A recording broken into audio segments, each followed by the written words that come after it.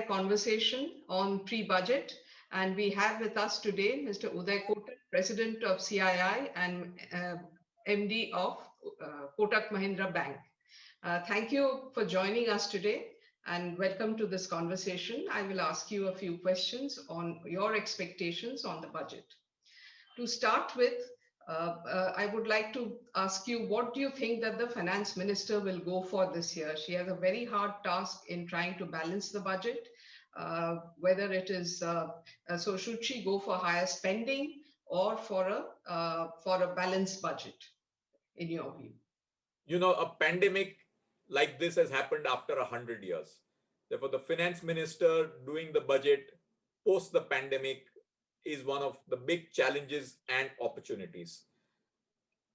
For the year 2021, we have obviously seen a higher fiscal deficit develop because of the sharp shock to the economy, especially in the first half of the fiscal. And that has inevitably led to a deficit level, which should be closer to about 7% at the center. Therefore, the question in front of the finance minister is, how do you get to normalization? Our view is that we should get to normalization over a 3-year period, and maybe for 21-22, look at a deficit level of around 5 to 5.5%, and then gradually get back to pre-COVID and lower levels. Time has come not to pull back all the stimulus which has happened because of the shortfall in deficit, and do it in a more measured and gradual manner. Thank you. So the other important area for the economy is really employment. And we have seen that, although the economy has started recovering quite well, employment is not yet back to the pre-COVID levels. What do you think are the policies that should be instituted for encouraging employment? Year 2021 was a battle for both lives and livelihoods.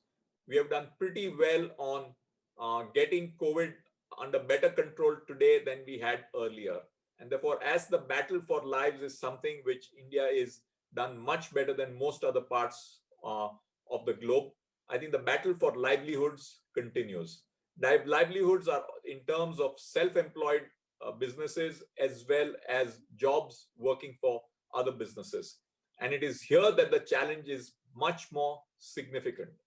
And I would recommend strong fiscal support coming in from the budget for businesses creating new jobs. For example, there is a section called 80JJAA under the Income Tax Act. We must enhance the push under that section so that businesses go out and create new jobs and are incentivized for it. At the same time, we need to look at medium term. Therefore, creating a stronger platform through education and skills for newer areas like biotechnology, artificial intelligence, digital initiatives, whole host of out-of-the-box post-COVID era thinking for creating new job avenues which did not exist is the opportunity and challenge in front of us. So also there are many areas on which the finance minister can spend. How do you prioritize spending, not only for the central government, but for states also? For example, there is infrastructure where there is a big gap, there is healthcare where we need to spend, and also, like we talked about, the jobs are important. So the job schemes and direct transfers to the weaker sections is important. What should be the priority? Let's focus on 5 major sector priorities going forward: infrastructure, healthcare, education, sustainability, and defense. These are the 5 big areas of national priority which I think we should focus on. And within that, create opportunities for private investment, jobs, digitalization, and everything else. On a separate matter, we also need to address the financial sector, which has to be the catalyst for providing finance. On the financial sector, CII has recommended the creation of development financial institutions. So can you just explain how this is different from the existing institutions that we have, and what exactly is the outline, where do they raise their funding, etc.? So NIIF, for example, is a fund. IIFCL primarily gives guarantees and support based on fundamentally enhancing credit. What we need is a balance sheet oriented development financial institution driven to focus on infrastructure. We have tried these things, these companies in the past, and we have had challenges.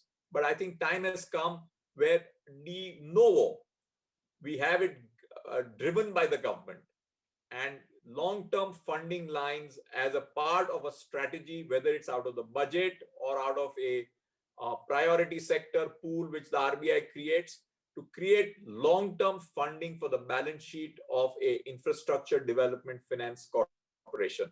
That needs to be put in place. Having said that, finally, the challenge in the infrastructure finance sector is where the counterparty is the government, particularly state governments. We need to fix that issue as well. If state governments or sovereigns do not pay, then irrespective of the entity, the viability comes under question. Therefore, importance of contracts, importance of meeting commitments, which are the core of any contract or any economic society, are as important as the structure of a development finance institution.